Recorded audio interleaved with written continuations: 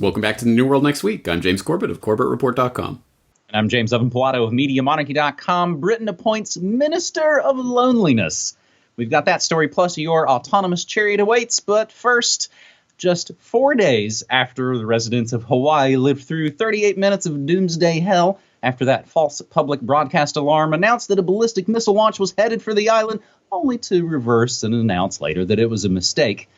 4 days later, Japan's national broadcaster NHK's app issued a false J alert to phones over a North Korean missile launch at 6:55 p.m. Tuesday evening local time. The message, received by phone users with the NHK app installed on their iDevices or smartphones of choice, read, quote, NHK News Alert, North Korea likely to have launched missile. The government J alert, evacuate inside the building or underground. James, the odds of this really kind of stretch. I mean, you've already done a video about this, discussing how the first event in Hawaii stretched the limits of credibility. This second one, 4 days later, coming, what is new missile systems going into place? It seems like they're, I don't know. It seems like they're running drills in some ways, and they're goofing it up. It seems like they're prepping a lot. It does. In fact, I have a different possibility that, in fact, I think is probably further confirmed by some recent events that seem unrelated at first glance. But before that, I got a lot of emails and messages from people expressing concern for myself and my family over here in Japan and what was it like. Well, don't worry. We do not have the NHK app installed on our Fondle slab to get those fake news alerts. So I didn't even hear about this. I didn't know about it until well after the fact on Twitter. In fact, on English Twitter, not even on Japanese Twitter, as people were saying, what's going on? So absolutely no panic or alarm over here, at least not in our household, and not at all that I saw in any sort of day-to-day life here. I don't think anyone took that alert seriously, or at least not nearly as seriously as the Hawaiian one, which of course was issued by the actual emergency alert system, not some, fake news alert broadcast. So having said that, as I say, I think... obviously, I mean, as incredulous as I was over the first fake alarm, the second one clearly indicates something. I mean, once may be accident, two is a pattern. 3 times is an attack, as they say, right? So obviously something's going on here. And as I say, I think this relates to a story that, interestingly enough, is just coming back to the forefront now after some time out of the news. But you'll remember last year with those incidents with the U.S. Navy destroyers, the USS Fitzgerald and the USS John S. McCain. Is that right? Where these U.S. Navy destroyers, both of them, just happened to have collisions in the middle of nowhere in the Pacific. Out at, what on earth was that about? And immediately there were stories about cyber attack, hack, what happened, GPS spoofing. And then immediately it was like, no, it was just negligence on both counts. The commanders of U.S. Navy destroyers just happened to guide their destroyers into, passing ships. I mean, wow, what a strange thing. And now, in fact, the U.S. Navy just released their collision reports, so we'll link to that, and also the update story as the officers in charge of the ships are now facing negligent homicide charges over those incidents. So it's coming back to the forefront of the news. And I don't know. I think, again, that's another extremely, even one of those cases, extremely unlikely that it's just, negligence. So, oops, we steered this destroyer into a ship. But 2 of them taking place immediately does make one think, what is going on here? Is there hacking? Is there GPS spoofing? Is there some sort of cyber attack going on that they're obviously not going to let the public know about?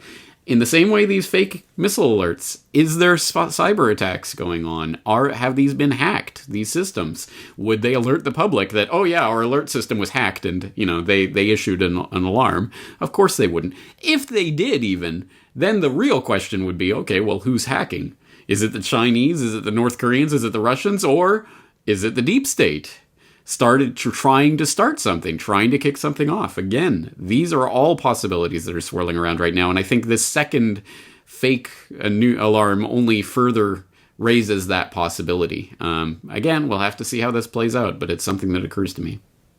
The only radio I listen to here in Portland, there's actually a non-commercial jazz radio station. Unfortunately, a couple of times a day, they do carry the National Petroleum Radio. And I heard yesterday they were hyping and pushing the new collision reports in the damage just yesterday. Just all hype there, right? I think they maybe even led their news broadcast with it. A couple other notes related to all of this. You can actually turn off all those alerts in the settings if you have an device, all the Amber Alerts and all that kind of stuff. They just make you kind of drill down deep into the settings. I think some really interesting kind of synchromistic bits kind of swirling around the events in Hawaii and in Japan this week. Even actually kind of right now at this very moment is basically the 125th anniversary of the U.S. coup that originally overthrew the Hawaiian monarchy back in 1893. Now, James, you went over in your video about the test, the drill in Hawaii. And of course, it had the all-seeing eye, the very total information awareness pyramid. I, of course, caught it in the footage and went to go post about it and saw it, of course. Not the only one catching that. I found it also pretty interesting that they roll out Mr. Miyagi as kind of the fall guy. Media-addled folks like myself might know that's the guy in the Karate Kid movies. James, we'll continue to... Alarm on, alarm off. There you go. No, in many ways, and we'll do it a couple more times in this episode, we kind of laugh to not cry at the news. Our second story this week on New World Next Week, episode 334... General Motors, Government Motors as it's occasionally sometimes known, unveiled the Cruise AV, an autonomous vehicle with no steering wheels or pedals, announcing it had asked the National Highway Traffic Safety Administration to exempt it from a number of federal standards that cannot be met with a driverless car. So they rolled this thing out over the weekend to much fanfare. GM executives have said they plan to introduce a large-scale fleet of self-driving taxis by 2019, a time frame some analysts consider ambitious. GM released images of the Cruise AV and video of the interior with a strikingly spacious windshield devoid of that pesky steering wheel. General Motors president Dan Mann told the AFP, quote, "It's quite a striking image when people see it for the first time. I think people will want to engage with the technology and understand it and experience it. But I think what's really most powerful about what the technology can offer is an increase in safety on the road. And once people understand that and see it and experience, we think the adoption will be there. Some people are more than ready, and other people will be watching and seeing how it evolves." We've been watching and seeing how all of this evolves. James, driverless cars, are you ready to hop on board? Certainly not. And I don't think I have anything more to say about the subject other than what I've already said. So I'll direct people back to my my video from last summer about welcome to the driverless future. But yes, the long story short, of course, I think we all know where this is heading. And this is heading to a wonderful world where you never have to think about driving again and all of this great, wonderful convenience and blah, blah, blah. And oh, by the way, once in a while, 0.0001% of the time, yeah, maybe a whistleblower will get into a mysterious crash somehow. The AI just malfunctioned. Oh, wow, shucks, too bad for you.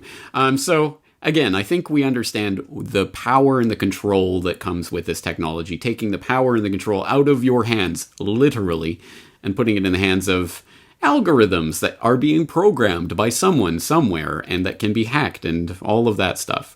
So again, I've said all this before. I note that even on Twitter, when I was posting about this, I saw replies about, oh, it'll be so great for, the cripples who can now drive and whatever. First of all, has that ever been something? Like, if you're paralyzed, you want to drive a car? Like, that's never been a possibility. So why is this suddenly something that we need to revolutionize the entire auto industry to accommodate? But even then, yeah, sure, great, okay. Well, so we'll have a couple thousand cars for people who are literally paralyzed and who can't have anyone drive them around. Well, that'll be great for that. But again, do we need to revolutionize the entire auto industry and everything, the way our society is structured around that? It's like the brain chip thing. Yeah, it'll help cripples to type. Great. But do we also want all of the other things that come along with implanting brain chips in people and, mind-reading technologies and all this nonsense that's coming along? So again, it's the obviously slippery slope. We are obviously being conditioned and programmed. And again, this is another point where you have the choice to buy this technology or to not buy this technology. And I know which way I'm going to go. James, you kind of sound like you, for one, do not welcome our new technocratic overlords.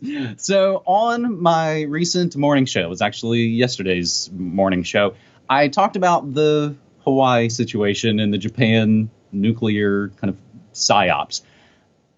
Also, kind of all swirling around this, I talked about this autonomous vehicle. I also covered the CIA's good friends at Bell Helicopter. They're teaming up with Uber to roll out some helicopter taxis. And speaking of these autonomous vehicles, James, can you guess what Ford's new AI vehicle is called? I genuinely don't know. So I will say, my first guess would be Hal, but maybe that's too in your face. So it's probably something more chummy. It's probably Henry, for Ford. How about Argo? Okay. Ford's new AI vehicle, they call it Argo. So the intelligence connections never seem too far behind. And on that same jam-packed morning show with the nuclear psyops and the intelligence cars, I also covered the Chelsea Manning Senate run, Moby's CIA friends, and Seinfeld's Zionist pals. So, after we've cruised all over town in our autonomous Argo mobiles, our fondle slabs loosely held in our weakened grips because all the ports have been removed on our eye vending machines, and come back to your subdivision sector, just a little bit ahead of curfew. But then what? Sure, you get some smart grid credits for turning off the lights a little bit early, but you're lonely. Have no fear, they are from the government and they are here to help. Britain is combating one of society's biggest modern health problems, social isolation, by appointing a minister for loneliness. Her name is Tracy Crouch, and her position was just officially announced by the British government. Crouch, whose official title is Minister for Sport and Civil Society, is tasked with coming up with a strategy to combat feelings of isolation for people of all ages and to figure out a way to measure the varying degrees of alienation in a statistical format. This, according to a statement released by the Office of Prime Minister Theresa May. The new role was created after recent research in the UK found that 1 in 10 people always or often felt lonely, and that 200,000 elderly people haven't had a conversation with a friend or a relative in over a month.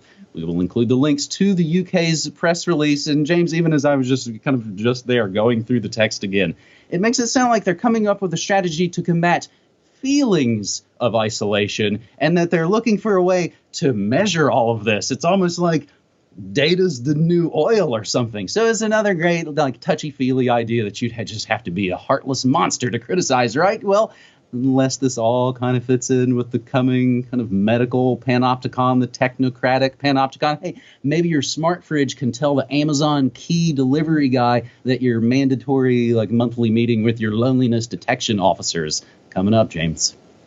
Oh boy. Well, I know people who are feeling this, are isolated, feel lonely, despite all the connection that comes with being online and, instantly accessible to the world and all of that. But people do feel loneliness, do feel depression, do feel isolated, increasingly so in these crowded urban environments, as counterintuitive as that might sound.